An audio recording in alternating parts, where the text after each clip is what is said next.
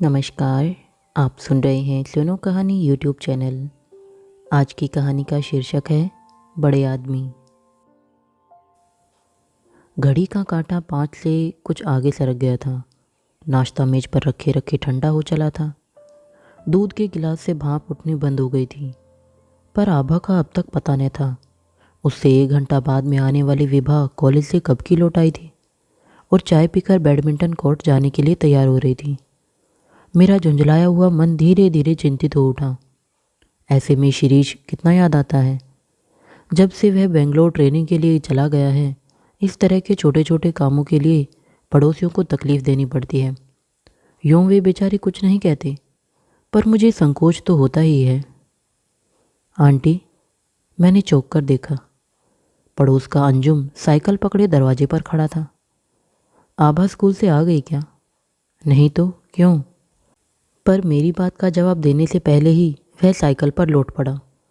मैं हैरानी से उसे जाते हुए देखती रही और सच कहूँ तो थोड़ा डर भी लगा, पर मुझे ज़्यादा प्रतीक्षा नहीं करनी पड़ी। कुछ ही देर में वह आभा को लिए लौट आया। शायद रास्ते में मिल गई थी। अंजुम बेचारा कुछ बोलने को ही था, पर आभा उसे कुछ मौका देती तब ने। अपनी बड़ी बड़ी आंखों को और भी बड़ा करके वह पता नहीं क्या क्या कह गई कि मेरे भी कुछ पल्ले नहीं पड़ा। बस इतना समझ सकी कि ट्रक से एक एक्सीडेंट हो गया है और एक खोमचे वाला घायल हो गया है। उसकी बातों का पहला दौर समाप्त होने पर अंजुम ने बताया कि उसने कॉलेज से लौटते हुए स्कूल के पास भीड़ देखी थी। पूछने पर पता चला कि छुट्टी के बाद सड़क पार करते हुए बच्चों में से एक बच्चा सड़क पर छूट गया था। उस ओर से तेजी से ट्रक आ रहा था। लोगों की चीखों के बावजूद वह डर से जैसे सड़क पर ही चिपक कर रह गया। एकदम कुचलकर मर ही जाता अगर वहाँ गोली बिस्किट सेव परमल बेचने वाला एक व्यक्ति झपटकर उसे खींच न लेता। बच्चा तो बच गया, पर कहते हैं कि खोमचे वाले को काफ़ी चोट आई है। ट्रक वाले का कहीं पता नहीं चला। सारी बात सुनकर मैंने भगवान को लाख लाख धन्यवाद दिया। एक्सीडेंट तो वैसे एक रोमांचक अनुभव होता है, फिर आभा के लिए तो यह पहला अवसर था। सारी शाम वह मोहल्ले में घूम घूम कर यह किस्सा सुनाती रही। दूसरे दिन जब पेपर में समाचार छपा, उसे कुछ ऐसे गौरव का अनुभव हुआ मानो उसी की तारीफ में कुछ छपा है। पेपर वाले ने तो खोमचे वाले को एकदम हीरो बना दिया था। गरीब की एक टांग कट गई थी। यह भी मालूम हुआ कि जिस बच्चे की उसने इस दिलेरी से प्राण रक्षा की थी, उसका स्कूल से कोई संबंध नहीं था। वह तो पास ही बन रही इमारत पर काम करने वाले एक मजदूर का लड़का था। उसके बाप ने घोषणा की थी कि अपनी मजदूरी का चौथा भाग तब तक खोमचे वाले के परिवार को देता रहेगा जब तक वह काम करने लायक नहीं हो जाता। मुझे दोनों के प्रति सहानुभूति हुई। आजकल मजदूरी से होता ही क्या है। चौथाई भाग देकर तो गुजारा और भी मुश्किल था, और वह गरीब खोमचे वाला तो एक टांग से हाथ धो बैठा था। अपने पैरों पर खड़ा होना तो उसके लिए शायद कभी भी संभव न होगा। विभा ने तो हंसी हंसी में कहा भी, इससे तो किसी बड़े आदमी के बेटे की जान बचाता तो ठीक था, जिंदगी भर चैन से बैठकर खाता। आभा तो अखबार में छपा सारा वर्णन ऐसे भक्तिभाव से पढ़ रही थी कि हंसी आती थी। उसकी फ़ोटो तक काटकर उसने कॉपी में रख ली थी। फ़ोटो क्या थी, अस्पताल में ही ली हुई मालूम देती है। दूसरी तो बेचारी के पास होती भी कहाँ से। 3-4 दिन से यह दुर्घटना कुछ धुंधली पड़ चली थी कि एक स्थानीय समाचार पत्र ने फिर एक अपील छाप दी। इसमें समस्त पाठकों से कहा गया था कि वे घायल खोमचे वाले के परिवार के लिए सहायता दें। आभा दौड़ी दौड़ी पापा के पास गई और बड़े जोश से उन्हें वह अपील दिखाई। उस दिन साहब बहादुर कुछ वैसे ही मूड में थे। बोले, ये अखबार वाले भी खूब हैं, जिसे सिर पर बैठा लेते हैं उसकी तारीफ करते नहीं थकते। अब देखो इस खोमचे वाले की तकदीर। इनका वश चले तो परमवीर चक्र दिलवा कर छोड़े। जैसे जैसे उनका भाषण आगे बढ़ा, आभा का मुंह उतर गया। मुझे बुरा भी लगा। मैंने सोचा था उनके टूर पर चले जाने के बाद 2 रुपये दे दूंगी, पर फिर आभा ने मांगे भी नहीं और मैं भूल गई। और 4-5 दिन बीत गए। एक दिन शाम को अंजुम की अम्मी ने कहा, आभा टिकट लेकर आई थी, आप चलेंगी न? आप चल रही हैं? मैंने अपनी हैरत छुपाते हुए कहा, मेरी आभा ने मुझसे तो कुछ भी नहीं बताया था। चलूँगी क्यों नहीं, अंजुम की अम्मी बोली। बेचारे इतना नेक काम कर रहे हैं और 2.5 रुपये का क्या है, एक सिनेमा कम देख लेंगे। सोचा था घर चलकर आभा से प्रोग्राम के बारे में पूछूंगी, पर गुस्से के मारे पूछ न सकी। अगर वह नहीं बताना चाहती तो मुझे ही क्या गर्ज पड़ी थी। अंजुम की अम्मी से कुछ बहाना करना पड़ेगा। पर मुझे बहाना सोचने की ज़रूरत नहीं पड़ी। स्कूल जाते हुए आभा मेरे हाथ में 2 टिकट रखते हुए बोली, एक आपका और एक दीदी का, पैसों की चिंता मत करना। और इसके पहले कि मैं कुछ बोलूं, वह सहेलियों में खो गई। टिकट देखने पर मालूम हुआ कि घायल खोमचे वाले के इलाज के लिए आभा की पाठशाला कुछ रकम देना चाहती है, इसलिए रविंद्र नाट्यगृह में एक सांस्कृतिक कार्यक्रम दिन के 4 बजे होगा। 2 टिकट थे, इसका मतलब था 5 रुपये, और वह कह रही थी कि पैसों की चिंता मत करना। पता नहीं क्या सोचकर मैंने उसका बेबी बैंक खोला। 2-4 सिक्के पड़े थे।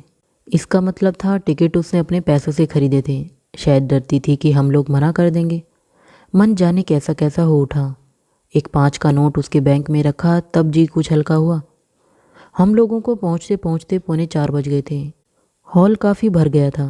अपनी सीटें ढूंढते हुए हमारी आंखें आभा को ढूंढ रही थी, पर उसका कहीं पता नहीं था। ठीक 4 बजे कार्यक्रम प्रारंभ हुआ। बच्चों के हिसाब से प्रयास अच्छा था।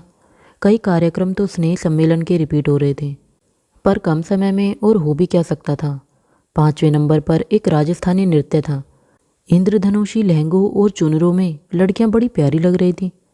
तभी विभा चिल्लाई, हाय मम्मी, आभा। और सचमुच लड़कियों के बीच में आभा ही थी। ग्रामीण वधू की वेशभूषा में ऐसी प्यारी लग रही थी कि अंजुम की अम्मी ने कहा, बहन जी, घर चलकर इसकी नज़र उतार दीजिए। मुझे एक और तो आभा पर प्यार आ रहा था और एक गुस्सा भी। शैतान ने मुझसे कहा भी नहीं, अब मिलने पर खूब खबर लूँगी। पूरे समय यही इंतज़ार रहा कि कब मिले और कब।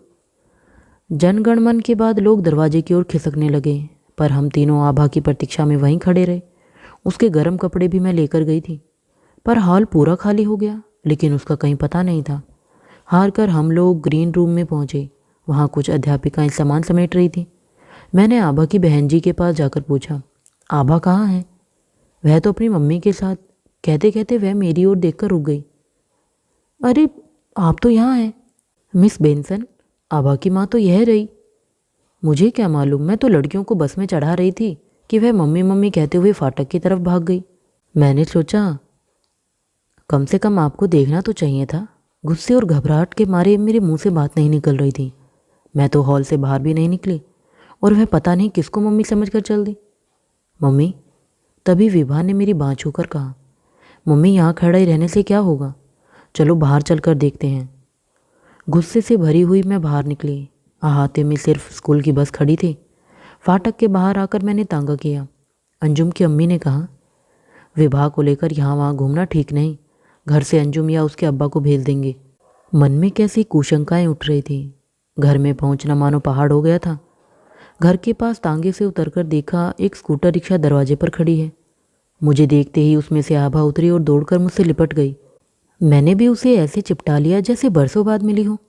कुछ देर बाद होश आया तो देखा स्कूटर वाला अब भी खड़ा है। मेरी निगाह पड़ते ही उसने कहा, बेबी रीगल के पास खड़ी रो रही थी, भीड़ में भटक गई थी शायद।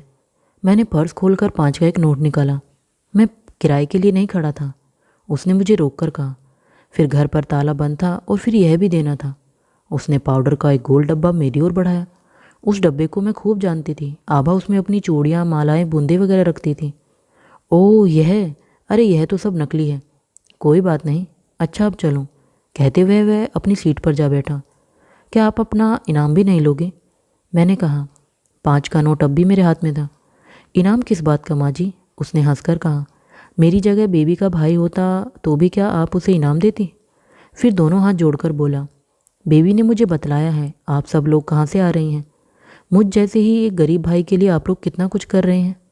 मैं आपकी तरह बड़ा आदमी तो नहीं हूँ, हाथ उठाकर कुछ दे नहीं सकता, इसलिए इस नेक काम में मेरा इतना हाथ लग जाने दीजिए। किराए के लिए मजदूरी तो रोज़ ही करता हूँ। और देखते देखते उसका स्कूटर सड़क की झिलमिलाती बत्तियों को पार करता हुआ आंखों से ओझल हो गया।